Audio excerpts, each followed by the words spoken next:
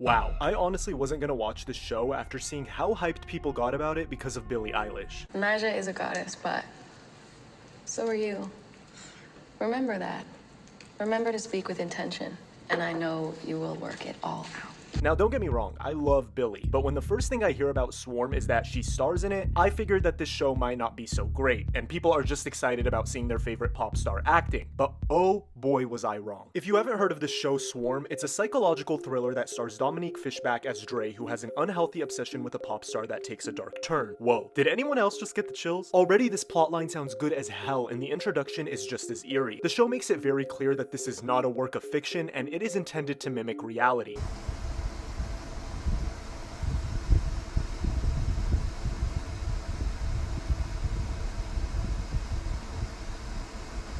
Holy crap, I am so scared right now. Naja, the fictional pop star in the show, is meant to resemble that of Beyonce, and the fan base is called the Swarm, just like how Beyonce's are called the Beehive, or Bayhive, I'm actually not sure. But honestly, I think that this sort of obsession can apply to literally any pop star, from Cardi B to Lana Del Rey to hell, even Olivia Rodrigo. I mean, just go on Stan Twitter. You will not meet a more crazy group of people. The references that they make to Beyonce are pretty direct, from her having twins, to the elevator video, to someone biting her. Naja is literally Beyonce.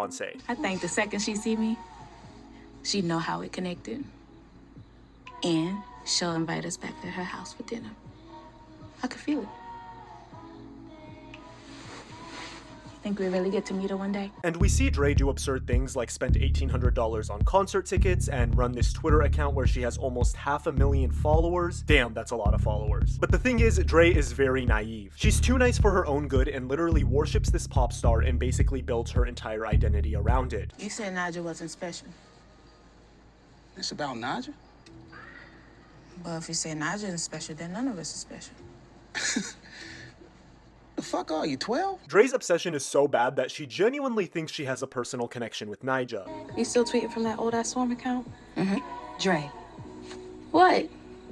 I like it. I liked it too when we were teenagers. Well, they're my friends. They are not your friends. Those are some crazy ass fans. And again, life imitates art. The eeriness that Dominique brings to Dre is literally acting perfection. The combination of naiveness yet knowing she's up to no good is so well performed and carried out throughout the whole season. Not to mention the production and sound design is just so good. I feel like I'm watching a literal A24 horror movie.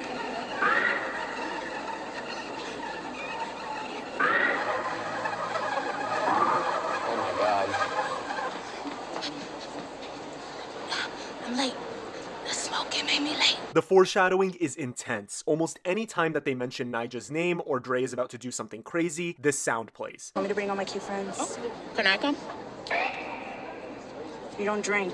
You just sit there and watch. It makes me nervous. And as the season progresses, Dre starts to kill people, from her best friend's boyfriend to her coworker to random Twitter trolls, all because they don't like Naja's music. Who's your favorite artist?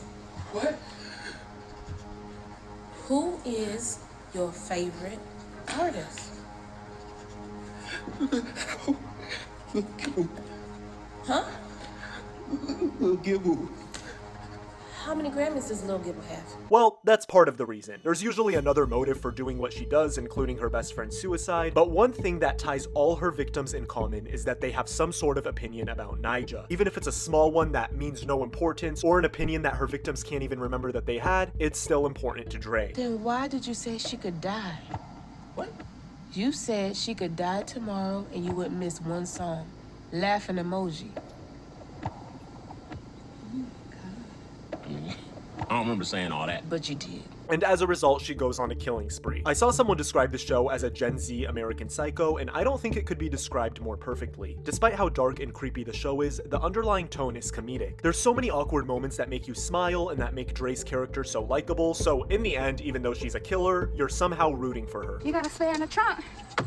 She should. No! Damn, you fucking Looney Tune. You got a dead body in there or something?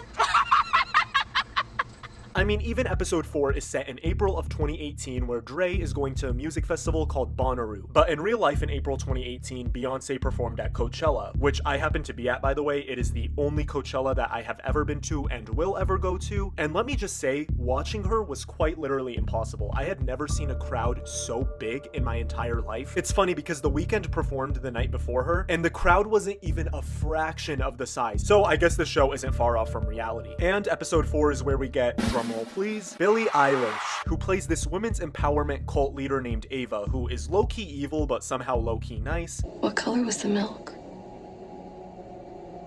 It was red. Did you hurt someone? Yes. Very good. Normally, whenever there's a celebrity cameo in a television show, I'm always really hesitant, just like how they had Ed Sheeran on Game of Thrones, but I'm so glad that they introduced Billie into the series because her role is so nuanced that it doesn't overpower Dominique's at all, and it doesn't take away from the show itself. In fact, I feel like her being in the show brought it more attention, so I'm thankful for that because this is a must-watch.